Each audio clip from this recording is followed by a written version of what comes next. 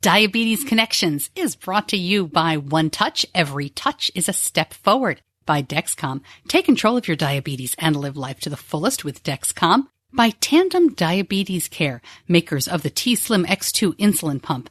And by Real Good Foods. Real food you feel good about eating.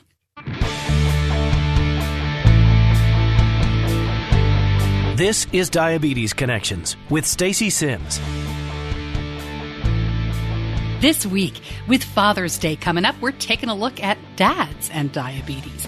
The hosts of that podcast, yeah, that's the name, Dads and Diabetes, join me to talk about their perspective.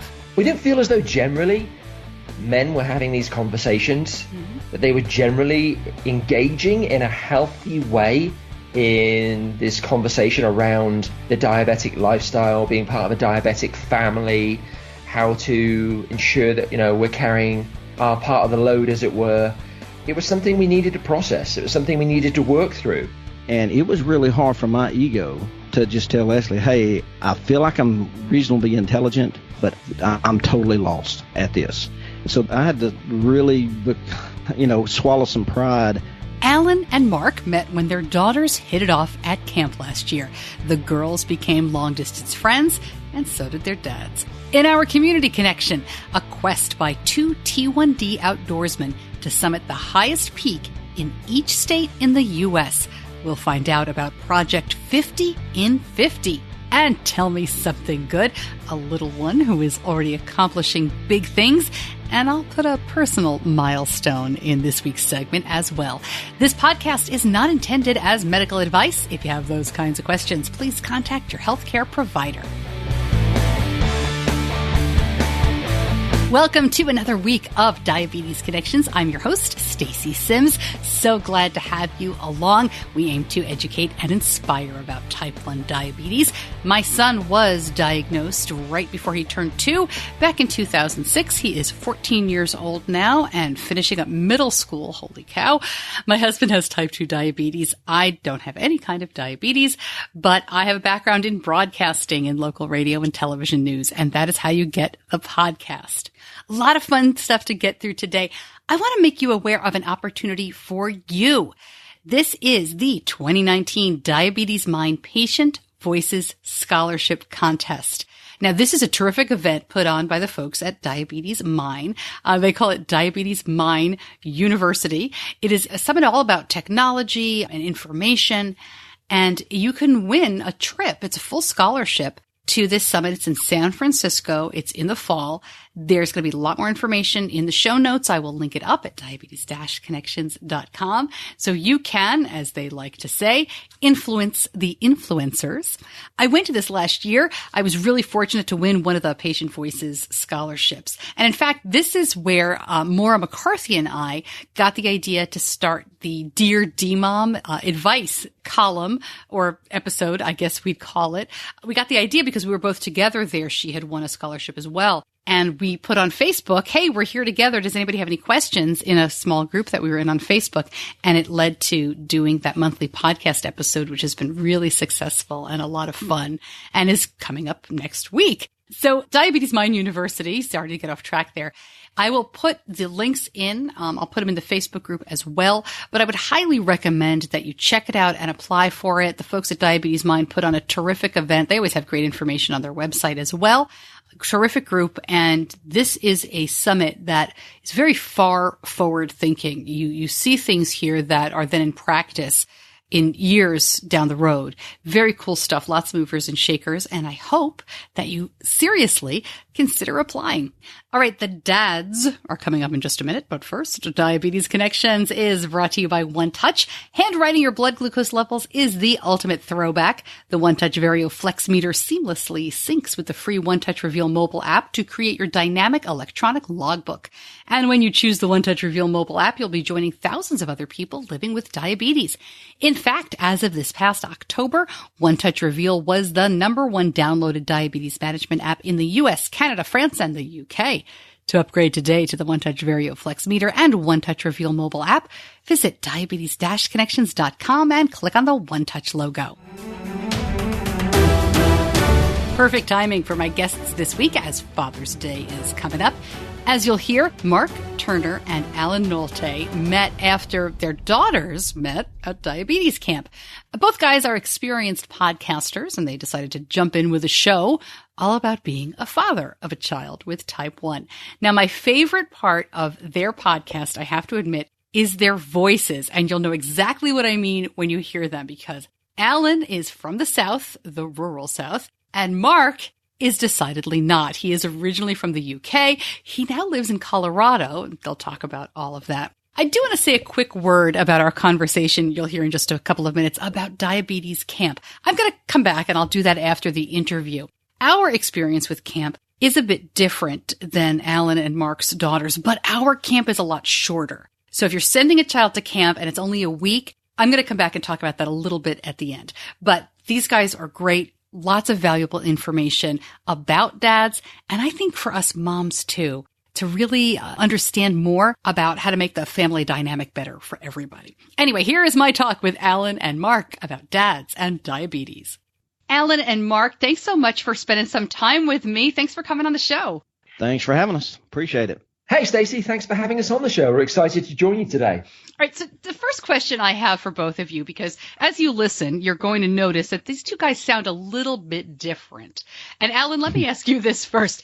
How did you meet? We met actually at Camp Sweeney, which is a diabetic camp in over in Texas and close to right outside of Dallas, Weatherford, Texas, I believe the name of it is. And anyway, so our daughters happened to be in the same cabin, and they become fast friends. And when we went to pick them up, me and Mark kind of met each other just real quickly and introduced ourselves and things like that. And then we all departed from camp. And, of course, our daughters kind of stayed in contact. But I just noticed one day on Facebook that Mark happened to be in a podcast group. And I thought, well, that's odd for him to even know about what that podcast group is. And that's how I sent him a text and said, hey, you happen to have a podcast. And that's how we sort of all hit it off on podcasting as well. So it was kind of a weird moment there as far as us meeting at camp and then him happening to be a fellow podcaster. So it was kind of neat. Yeah. So Alan, you already had a podcast, and yes. Mark, you did too? Yeah, I have what have I done? Three podcasts. Although I remember Alan and I meeting quite differently. I thought it was through Tinder. That's got to be one of these shows. All right. So wait, before we go any further, Mark, real quick, tell me what your other podcasts are. Are you still producing them? And then Alan, I want to know yours as well, but let me start with Mark. Yeah, sure. So I started off podcasting 5 years ago. I put together a podcast with a friend of mine called The Back Chat Show, which is a podcast covering our local professional soccer team here, the Switchbacks. And then from there, I moved to, oh gosh, what did I do next? The Whistle Stop Week, which is a topical news comedy podcast that I do with a bunch of friends, kind of similar to Wait, for those folks who are familiar with a much better podcast than mine. And then I've done one other. Oh, this one, of course, Dads and Diabetes. Sorry about it. It's early. Yeah, so, anyway, we should mention that I believe we're in 3 different time zones. And Mark, I think it's 7 o'clock where you are right now. It's 8 o'clock, but we had a rough start to the day, Stacey. I'll tell you about that later. Okay. All right. And Alan, what were your podcasts? Yeah, I currently am the host of Small Town Famous. It's actually it's 5 of us in a group podcast and it's just a comedy podcast, and we just sit around and talk, and people tend to like it, I guess. I don't know. The biggest comment we get is because of our accents. So I don't know. You can probably tell that Mark has a slightly different accent than I do. I'm from Arkansas. He's from Colorado right now, I believe. But his accent. Alan's from Southern Arkansas. I'm from Northern Arkansas. So it's amazing how different it sounds. Yeah. Well, it's really fun to listen to because you get not only the accents, but the different colloquialisms. But Mark, we must explain. So you live in Colorado now. You're originally from Oxford, England. What brought you to the U.S.? Just a job opportunity, really. My wife's American, and we were living in the UK and really enjoyed it. She, in particular, really enjoyed the opportunity to live overseas. But we just thought it would be a fun life experience, maybe to go live in the States for a few years, give me the opportunity to live in her country. And really, we'd only thought we'd live here for a few years, make a little money, have the life experience, then turn tail and go back to England. And here we are now, almost 20 years and 2 kids later. That's great. All right, so let's go back to Camp Sweeney. But that was Ella's first time. Mark, do you remember, was she worried about going to camp? And then take us through what she's looking forward to this year. Before I do that, a very unsubtle plug for one of your previous episodes, Stacey. I love the episode where you took your son, or you collected your son from camp. I think you bookended the episode, and I really enjoyed hearing that experience because I listened to that episode not long after Ella had returned from Sweeney. So it was fascinating to be able to hear kind of the similarities and the differences. So folks should definitely check that out. But was Ella nervous? Yeah, I think she was very nervous. I think she was mostly concerned by the duration, because Camp Sweeney is 19 days, which seemed a lot to me. I will tell you, Stacey, I was on the phone with the folks from Camp Sweeney a couple of different times before Ella went to camp, just, questioning everything that happens at the camp and really questioning whether 19 days was really necessary. And they actually said to me that in previous years, they had done shorter camps.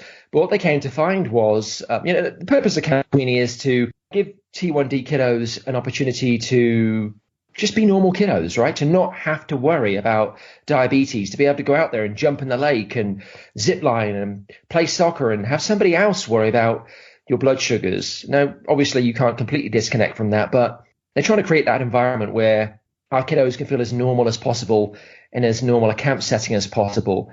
But they're also looking to educate those kids. They want for those kids to develop good practices, good habits, things that will enable them to manage their diabetes when they're back in the, inverted commas, real world. And so they had found that when they ran 1 week camps or 2 week camps, that the things that they were teaching those kids, those good practices, they just weren't sticking. Those kids were going home, and within a couple of days, parents were contacting their camp saying, oh my gosh, everything they learned, they just seemed to jettison. And so they felt like they needed that 19 days to really establish those good habits. So I agree with them. Now Ella's been through the process, I agree with them. But still, before she went, I think she and I were both extremely nervous about her being gone for that period of time. Yeah, and she'd never been away from home for that long without diabetes anyway.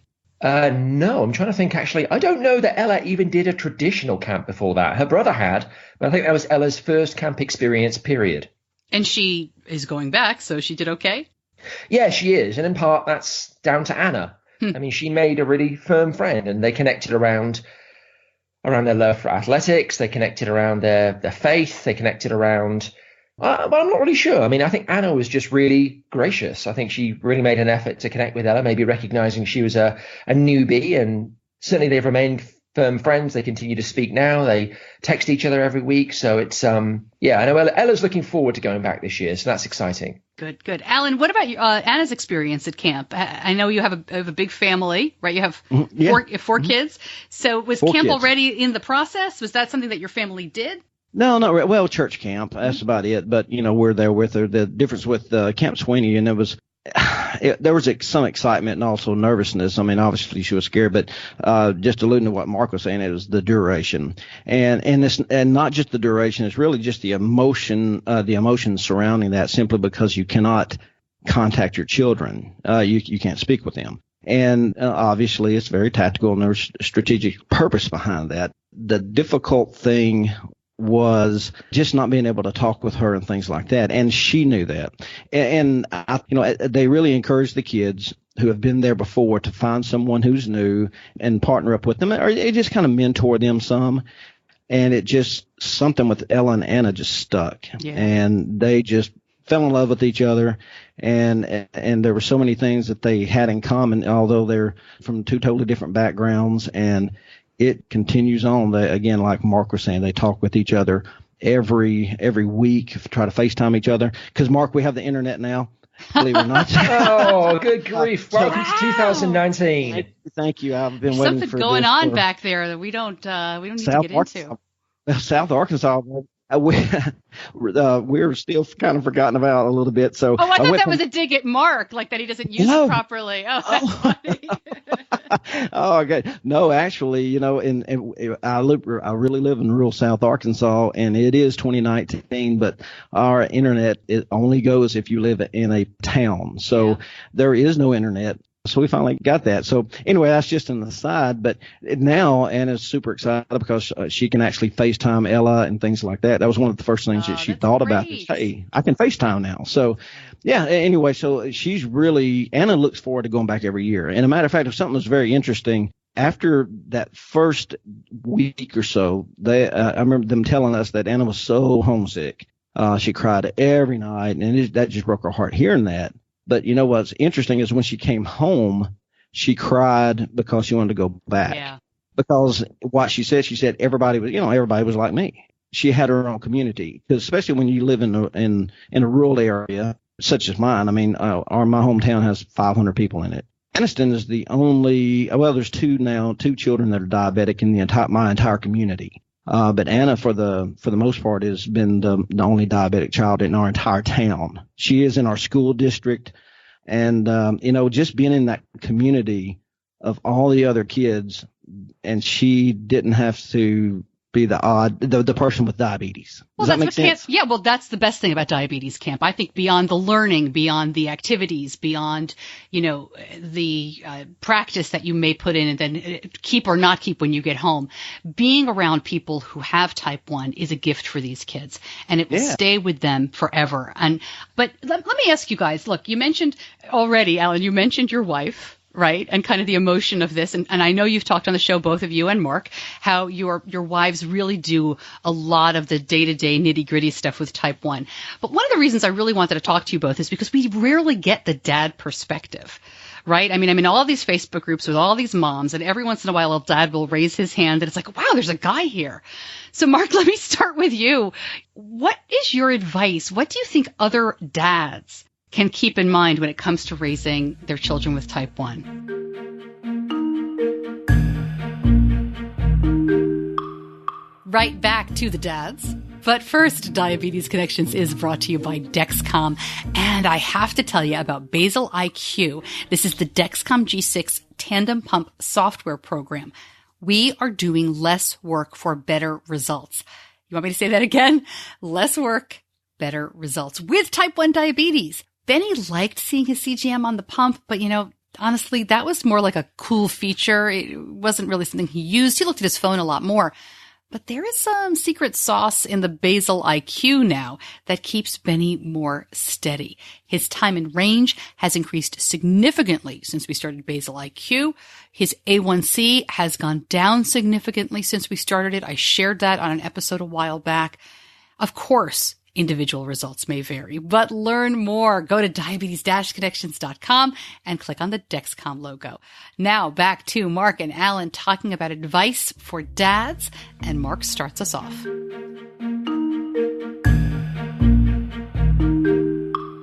I think about why we started the Dads and Diabetes podcast. And the reason that we did is because Alan and I found ourselves having lengthy conversations that occasionally were very guy-like, yep. walk it off, we're good. And rub some dirt on it. Yeah, absolutely. And occasionally we would find ourselves getting emotional. I think whenever Alan was getting emotional, I hope I was a support to him, and certainly the reverse is true. Except when you said suck it up. Suck it up, buttercup. Yes, that's right. Doesn't quite sound right with my accent, does it? Anyway, and I think through that process of discussion, we realized that we didn't feel as though generally men were having these conversations, that they were generally engaging in a healthy way in this conversation around the diabetic lifestyle, being part of a diabetic family, how to ensure that, we're carrying our part of the load, as it were. It was something we needed to process. It was something we needed to work through. And I think through that process, Alan and I have gotten better. I think we've gotten more engaged with our kids, and we've gotten more engaged with being a part of a diabetic family. And so I guess if I had any advice for dads listening to this, it would be to say, don't be reluctant to tap into the things that are concerning you. I mean, don't be reluctant to voice those things, whether it's to your wife or to a friend. Alan and I were fortuitous in that we were sharing the experience because both of our kids were T1D, but I don't know that that's necessary. I think if you have friends, if you have a close circle of friends, guys that you talk to about a whole litany of different things, then I think it'd be okay to approach them and say, hey, man, I'm really struggling with this. Do you mind if I just bounce some of this off you? And I think once you start to tap in to that part of the conversation, once you start airing out what it is that's concerning you, what it is you're worried about, then I think it opens you up to, like I said, engaging more with the process, being more of a support to your child and to your family. Everybody is different. And we say this on the podcast all the time. Our podcast is mine and Alan's perspective. We're just telling stories, two dads, two families, among 300 million people here in the United States.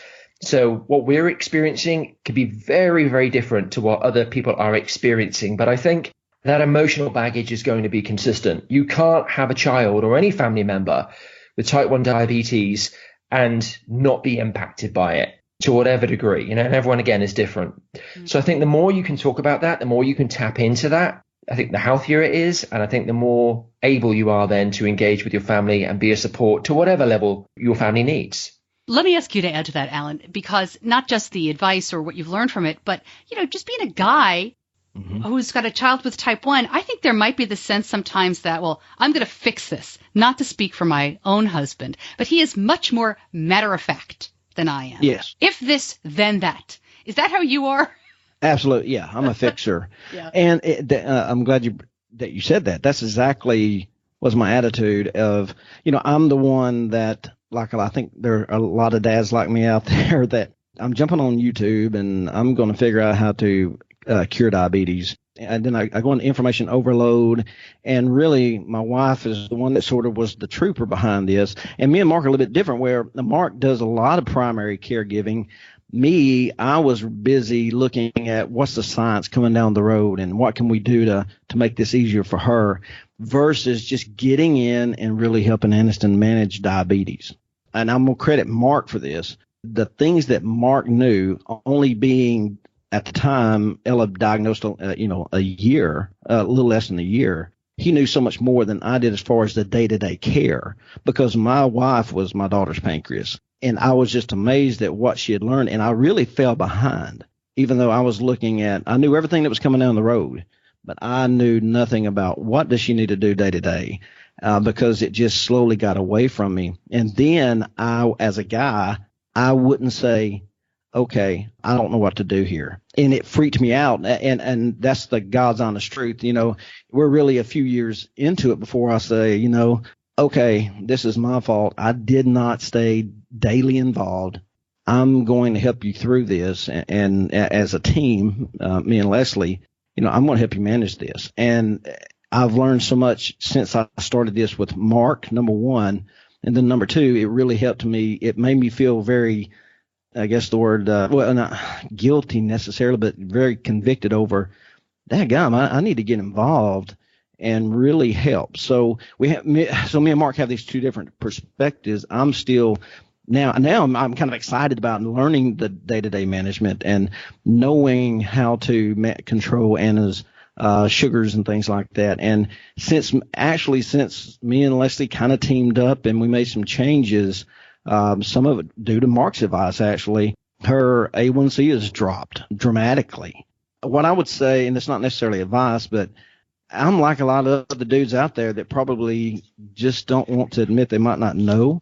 A lot of them will maybe default to their wives or to the moms. And we feel helpless because once you accept the fact, and you go through the stages of grief really quickly, but once you accept the fact that you can't fix it, it's only something you can manage. That's the first part of it. And then admitting that, okay, since I can't fix it, how can I manage this? By the time you get to that process, a lot of times the mom's the one that's already been doing this day to day.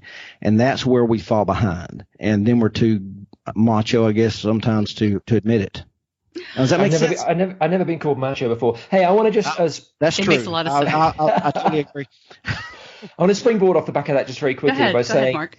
I was listening to Alan talk then. I think our podcast is, if it's anything, it's probably an exercise in guys trying to kind of fight their compulsion to fix things. Mm-hmm. I think we spend our time in the podcast in part exposing ourselves, right? Saying we didn't know what we were doing here. This was kind of scary. This was our experience. This is kind of, what we had to do in the moment. And then kind of transitioning to standard guy mode of, and this is how we fixed it. And this is what we did. And it's like a constant, it's like a constant wrestle, I think, between those two components. And I think that's okay. I mean, I think that's what guys are going through. I just think it's what guys are going through internally. And I think it helps to get that out. Like I said, I think that was helpful for us, at least. Yeah. Totally agree with that. Yep. And it has really helped me personally in practical diabetes management, just doing our podcast. And it's sitting about the Dads and Diabetes podcast. This is the fact that, you know what, if we had not been podcasters, we would just still be having these conversations today. There's no doubt about it. Me and Mark would be talking. Well, when I listen to the show, and it's exactly what you say, how you learn from each other, this is why it is so important, in my opinion, to have any kind of in real life diabetes connection. I mean, I'm thrilled if you're listening, this is how you get your information, or you're listening to Mark and Alan, that's how you get information. But if you go back, and I will link up the show, if you listen, especially about them talking about technology, their experiences in terms of what the professionals taught them out of the box was very different. And they've learned from each other just by sharing those experiences. I don't want to we could talk for hours about that. But it was amazing to listen to the differences in what you both learned and what you were both told. Nothing incorrect, but just different experiences. And until you talk to another parent of a kid with type 1, you may not realize what you don't know. And to me, that's the golden, that's the amazing thing that we can learn from each other. What has your experience been like? Oh, I tried that and it didn't work, or I tried this and it worked great. So I will plug the show because I think that's a great lesson to learn from it. But let me ask you guys, all right, I'm going to put you on the spot. Have you spent a weekend alone with your kids since the diagnosis? And if so, how'd you do? I'll take this question simply because I think Mark, and I'll let him answer for himself. He has a better handle on it. Personally, yes. Very recently. And I can tell you a lot of it's due to the fact that I got involved in it. That really started in I've got the date written down, November 17th of 2018. Okay. So because a lot of things changed that day. Did you write that down for the paramedics just in case you needed to whisper later? I did, along with the number 911, just in case I forget. Crowd. But Leslie, it was kind of like, it's interesting because she's watching me learn this, and she just said, hey, really what it's been is Aniston is very athletic, and her first love is softball. So she let me take Aniston to a softball tournament because number one, I'm a coach. I have to be there. But she couldn't make it. She probably could have rearranged, but I don't know if it was tactical on her part. But because I think she felt that I was at a place where we could handle it, she let me go and do it, and everything turned out perfect. And it was very scary for me. I probably did a little helicopter parent there for a little while. It was kind of a proud moment. It's like a benchmark that we passed. And now she may just go to town, as we say, because we live in a rural area, go shopping or whatnot, leave Aniston with me. Or she'll, if I'm going somewhere, she'll say, hey, why don't you take Aniston? And we're managing it. Now, I will say this. When we were on all the other stuff, and I won't necessarily call it other technology, that I guess people can listen to our podcast and kind of see how that progressed. The Dexcom G6 is what we're using now with the Omnipod. And when we went to the Dexcom is where I started really learning what to do. It was not as overwhelming because I'm kind of a tech geek. And when I got the G6 and the Omnipod, and I used the SugarMate app, all the information it was providing for me, it was in real time. It made it so much easier to manage, where before we were still doing a lot of finger sticks and things like that. So I believe the confidence to turn me loose with Aniston from Leslie's standpoint is the fact of the technology. That was a big turning point as well. Probably the biggest turning point is the fact of the technology, because even though I'm thinking I'm on my own with Aniston and I'm managing it and I'm nailing it, I'm Mr. T1D Dad. She's watching the entire time on her phone to see if I screw up. So, so I always had that, and I did have that comfort that she was kind of the big eye in the sky watching over everything that we were doing via her phone. It was liberating And Aniston, I have a surprise for her planned, and that was the whole thing we're working towards. Is if I can really manage it day to day like a good T1D dad, and Aniston can help out, and Aniston's really helping manage her sugars, manage her diet on her own as well. That together, me and her are going to do something pretty special. And I don't want to give away in case she listens to this. No, that's great. That's great. So, we'll come back and tag it and let us know. And tell your wife to turn her share off when you do your special thing so she can have some time to herself. You're laughing. She wouldn't do it. No. You can do this. All right, Mark, let me ask you, have you done the time alone? Yeah, absolutely. So my wife has a girls' week trip that she takes every year. She goes to Arizona with friends, and so she did that last year. She did that just recently. She's actually getting ready to take a trip out of town for work, so she'll be gone for 6 days, I think. And then I took Ella to Vegas for a soccer tournament, just she and I. So yeah, I'm very comfortable with it. But then I've had access to that technology that Alan mentioned more or less from day one. So we've gotten very comfortable with that, and Ella and I, as a team, we feel very, comfortable and confident in dealing with this when Mum's not around. So yeah, all good. My husband and I, we were very busy and we worked full time, both of us, when Benny was first diagnosed. So I've shared these stories before, but we just said, here you go, here are the kids, see you later. We just took turns. There was none of this. There was none of this training, and it was just, you're gonna be fine. See ya. Well, if on my end, in all fairness, Leslie's she's an RN, but she's a stay-at-home mom. She's been doing that now for several years. So she spent the majority of the time being Aniston's pancreas. She had it wrapped up so tightly. Not that she wouldn't let me in. It's just that she felt that she had this on lock, and not that I would screw it up, but I probably would have. No, listen, I don't want to interrupt you, Alan, but listen, we're not here to be judgmental about that. I think your experience is extremely common. And I really thank you for sharing it, because we're joking around and everything. But there are a lot of moms listening who have not had this conversation with their husband, who are afraid to go out for a day, who are worried that their husband will, quote, mess it up because they haven't had the shared experience, because that's just how life goes, right? We all divvy up the chores, whatever the chores are. So I appreciate you sharing your experience. It's not a judgmental thing at all. I think it's very common, and I really appreciate you sharing what you've been doing.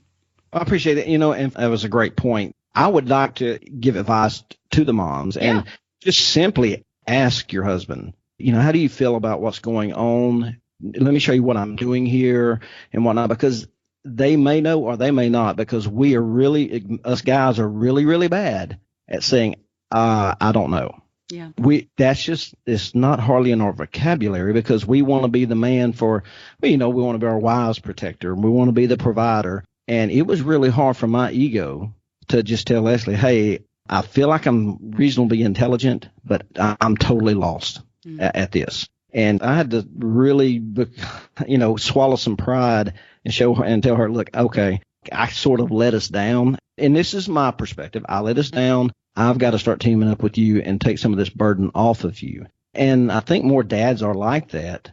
If the mom just opens up to him and say, hey, is there anything I can do for us to, to team up better? Or is there anything that scares you about this? Do you have any concerns? Do you understand kind of what's going on? And, I believe that they would probably find that their husbands have lots of concerns, but they just did not want to express those because they didn't want to concern their wives. Does that make sense? Oh, it's a wonderful point. Mark, let me come over to you again. I don't want to get too negative. They're young, but they're getting closer to the tween and teen years. Have either one of you started thinking about that yet, or are you just kind of like, la, la, la, la, la, they're 10, 11? Yeah, no, it's very much a part of our reality. I know Alan can speak to this as well, but Anna's probably even further down that path than Ella is. Yeah, and there's nothing that kids like more than when we talk about puberty on this show. They love that. Oh my God! When I call her prepubescent, every time she hears it, she cringes. Yesterday, getting out of church, her sugars have been all over the place. And I said, well, honey, you're just about to hit that time. And she said, Dad, please don't talk about it. And I'm thinking, it was just me and her two older sisters, and they start laughing. And I was like, well, baby, it's just a part of life, And she cringes knowing it's coming up. Yeah. Yeah. And I think, when you have a kid as well that has diabetes, But no, I think, when you have a kid going through puberty, obviously their hormones all over the place, and that does affect their personality to some degree. It's difficult because diabetes never takes a break, right? We were joking about it the other day. We went on vacation to Florida and we were saying, well, this is fantastic. We're by the pool, we're hanging out, we're all having a vacation. But diabetes isn't, right? Diabetes doesn't go, oh, wow, you have this week booked for vacation. Okay, well, I'll back off for a week then so you can enjoy yourself. It doesn't work that way, and it doesn't work that way when your kid's going through puberty. So it's challenging because you still need to partner with your kid. You still need to help them manage their numbers and make sure they're eating a healthy and balanced diet. And many teens, preteens and teens, aren't interested in those conversations regardless of whether they have diabetes or not. So it's definitely becoming more of a challenge. But I think we're blessed. I think Alan and I are very lucky in that we have two girls who are wise beyond their years.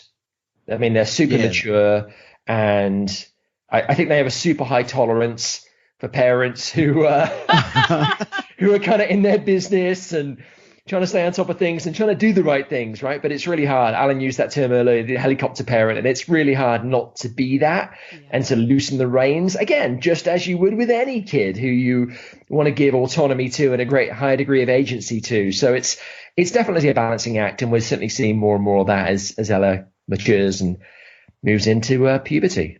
I can't believe I said that word. Well, I just wonder if Mark's seen all the eye rolls and things of that nature, because I think Aniston is starting to become concerned about is she's starting to, and this is kind of, she would kill me if she heard me talking about this, boys are taking an interest in her. And so body image is now becoming an issue. Okay, so she wears the Omnipod. That's helped out a lot. But, it really, her two sisters, I have two weddings coming up. Both her older sisters got engaged within 4 days of each other earlier this year. We have a July wedding, then we have an August wedding. Outside of the family too, Stacey, if you can believe it. Oh, would you stop with the Arkansas jokes? That is fair. You live in Arkansas. It is Brutal. fair. No, it's not. Wait, what kind of ambassador are you for the South? Stacey, you haven't been to Arkansas very much, apparently. Oh, my gosh. Kidding. So she is becoming more concerned with body image. Yeah. It's not necessarily she's not afraid anymore of the things that we used to be scared about, because when she was diagnosed just a short 4 years ago, you're looking at those same symptoms continually get told to you during education. But what you find is it's not happening, and it's because technology is so great.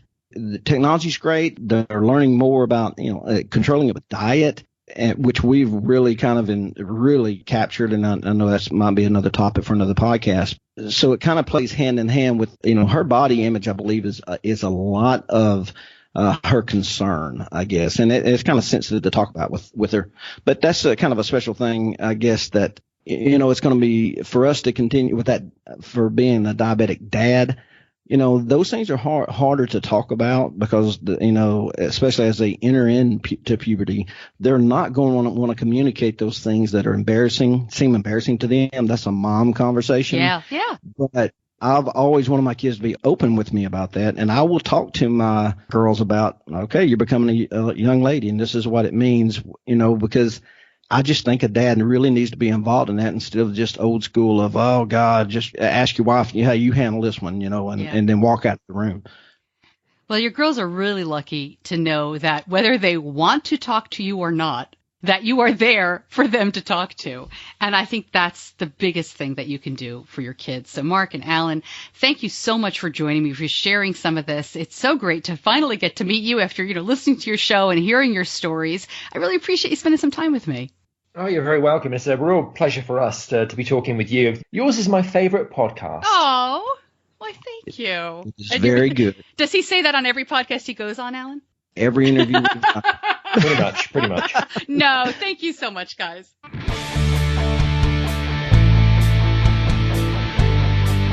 You're listening to Diabetes Connections with Stacey Sims. More information about dads and diabetes, how to listen, and all that good stuff, just go to diabetes-connections.com or click on the show notes. There are show notes for every episode. Put in links. I put in time codes if you want to skip around. I'll give you whatever information that you need or want. And of course, always in the Facebook group, Diabetes Connections, the group, you can find more good stuff. I mentioned that I was going to talk a little bit more about camp. And what happened was during the interview, I was talking about things that you as a longtime listener, you have heard many times before, frankly. I felt like I was just talking about Benny and his camp experience way too much. So I took that out. I wanted to let Mark and Alan really tell their story. But I do want to come back and say that if you have a child who is going to camp or is at camp right now, and you heard them say they're homesick for the first week, they're not, generally speaking. At a 3-week camp, I guess I could kind of understand that because the camp itself is just longer, right? So the kids know that they have more time to adjust. But at a week-long diabetes camp, or really any week-long residential camp, usually the kids are homesick that first night, and then that is it. Benny always says that everybody is homesick the first night. And his advice is to talk to your counselor, write a letter. I've had him talk about this before. And then move on. And usually by the second night, the second day, as soon as they wake up, they are so busy. They're too tired to think about home. They are kept engaged, and the counselors and the staff really understand this. And then by the end of the week, they don't want to go home. So, everybody's camp experience varies. I'm only saying this because I know it's camp time, and I know a lot of nervous parents may be concerned about hearing that. But truly, if you are, talk to your camp staff. Ask them specifically what they do to combat homesickness. You may be surprised what they have in mind and the great plans and the fun that they have for these kids. So again, everybody's experience is different. And if you have a camp experience you'd like to tell me about, please drop me a line, Stacey@diabetes-connections.com. Maybe I'll put a post in the Facebook group. Tell us about camp, the good, bad, and the otherwise, the adventures. We'll see what stories people tell. Okay, Community Connection this week is all about Project 50 in 50. Community Connection is brought to you by Tandem. We've used an insulin pump for 12 years this summer and a CGM for about 5.5 now. And from time to time, things are going to happen and you need customer support. Tandem Diabetes Care does an amazing job. Anytime we need to reach out, it isn't often, but you want to know the person at the other end of the call is there for you. Patient survey conducted by DQ&A, an independent diabetes research firm, reported participants rated Tandem Diabetes Care #1 in customer support every year since 2013. Support specialists are available 24 hours a day, 365 days a year. We are thrilled with the support we've received for our t:slim X2 pump. To learn more about Benny's pump, visit diabetes-connections.com and click on the Tandem logo. I'm always amazed at outdoorsmen and women, people who tackle these incredible projects, people who go and really push the limits and have adventures when I am really looking forward to my beach vacation this summer. And to do all that with type 1 diabetes is really something special as well. Project 50 in 50 is something you're going to be hearing a lot about this summer. And man, this is great. So Michael Shelver and Patrick Murtis, they both have type 1. They both love these outdoor projects and adventures.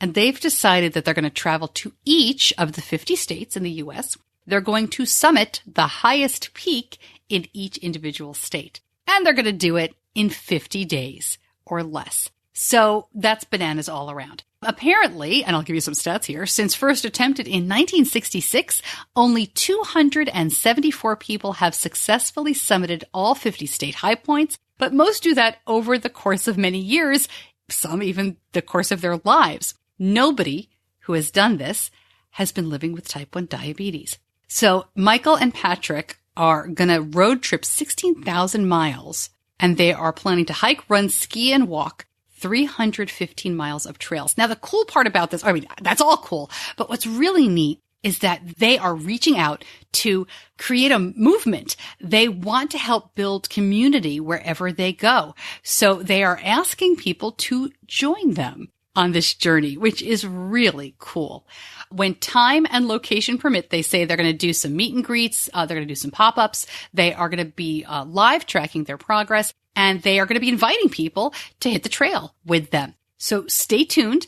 The first summit, they're knocking out a big one. Well, they're all big, but they're going to Alaska and then Hawaii 1st. Those are their first two. Personally, I would finish in Hawaii and then never come home. I would just lay on the beach for the rest of the year if I could.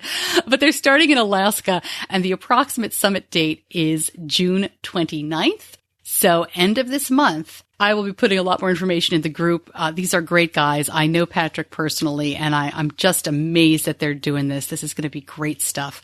So you can see the schedule, the projected schedule, on their website, which I will link up at diabetes-connections.com in this episode's notes, so you can see where they're going to be. Very cool, very exciting. And also, I should say, sponsored by Tandem and Dexcom, a couple of our sponsors. So that is really cool stuff. Again, all the information on the website. Thrilled that they're doing this and excited to see how it goes. Time for Tell Me Something Good. We're going to focus on kids and education this week. Tell Me Something Good is brought to you by the folks at Real Good Foods. And I cook dinner just about every weeknight. That's important to me. When I left my job a few years back, those who knew me at the time know that I hated cooking. I was terrible at cooking. I wrote a cookbook for charity called I Can't Cook, but I know someone who can, and all the money went to JDRF. And that's a real project. I'm terrible. And my husband owned a restaurant for many years, so I was very intimidated. But now, as I'm home, I'm supposed to be a stay-at-home mom. I do the podcast and my other projects on the side. I take it pretty seriously. To me, feeding my family, it's a top responsibility of a parent, right? You want to feed your kids good food. You want to teach them to make good food. But every once in a while, look, we need convenience, right? We're all busy. We definitely have fend for yourself nights in my house. And I'm not whipping up perfectly balanced gourmet food all the time. I never whip up gourmet food. All right, I'm getting way off track. Let me tell you about Real Good Foods. It's not just that their food is delicious, low carb, and grain free. It's that it's easy to get. You don't have to order it by mail. You can if you want to. But the cauliflower crust pizzas, the poppers, they're new stuff. It's available in the grocery store or your Walmart freezer. We find ours at Harris Teeter. You can order online. That is a great way to get mixed packs to try everything. They have the breakfast sandwiches and the new Italian stuff only online right now, but it's going to come to the stores soon. I love it. And Real Good Foods makes it easy. Find out more. Just go to diabetes-connections.com and click on the Real Good Foods logo.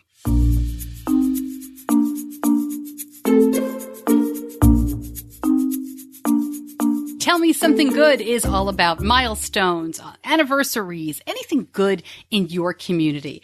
And I asked this time around specifically in a group for little kids, and we got some great stuff. I really love to hear the good things going on in our community, big or small, right? Heather writes in that they got their trial Omnipod on today.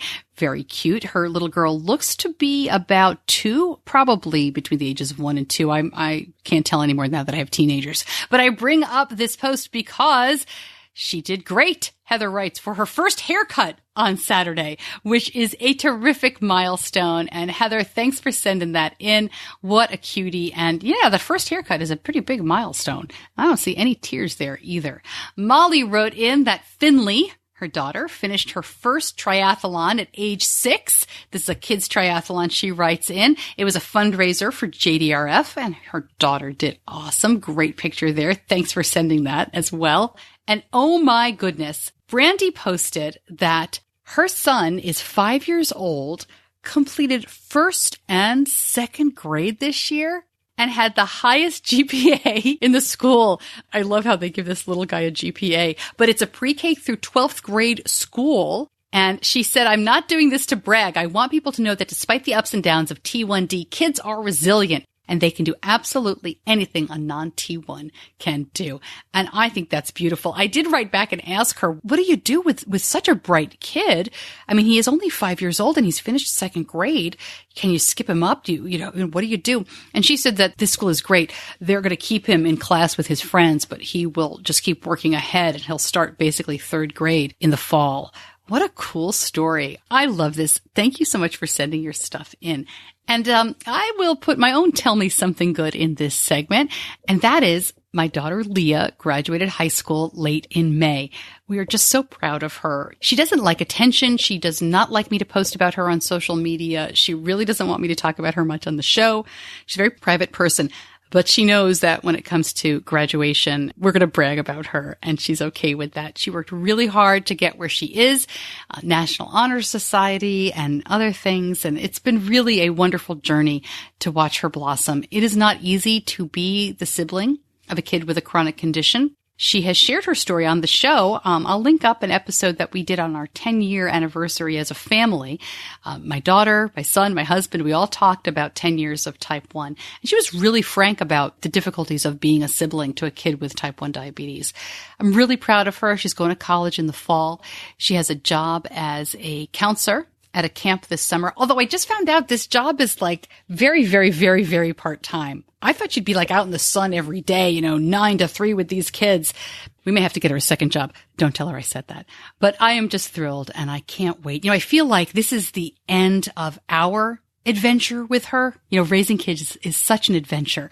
I feel like now it's her turn to have her own adventure. And I can't wait to see where it leads her. Oh, it's amazing. Good stuff. All right. Tell me something good. Send me your stuff, whatever is good with you, with diabetes or just in your life. If you're a diabetes family, milestones are great. Accomplishments are terrific. Whatever makes you smile. Tell me something good. Before I let you go, please make sure you're signed up for the Diabetes Connections newsletter. I know not everybody is on Facebook, even though I talk about the Facebook group quite a bit. The newsletter is really the best place to stay tuned. We've got some cool stuff coming up this summer. I'm very excited to announce a couple of projects. Can't really announce till July, maybe one this month. We'll see. But please sign up for the newsletter and you will be first on the list. Next week's show is another Ask the D-Moms, me and Maura McCarthy giving advice. I love this segment. I usually learn more from Maura than I give out in advice. But it's been a lot of fun. As I said, we put that together with DiabetesMine, the event last year. So please make sure to enter that contest and go for that scholarship if that's something that interests you. Thanks to my editor, John Buchanan from Audio Editing Solutions. And thanks to you for listening and tuning in and sharing your stories and spreading the word about the show. Oh my gosh, it's such a privilege to do this. I'm Stacey Sims. I'll see you back here next week.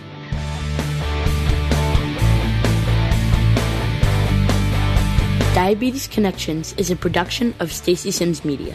All rights reserved, all wrongs avenged.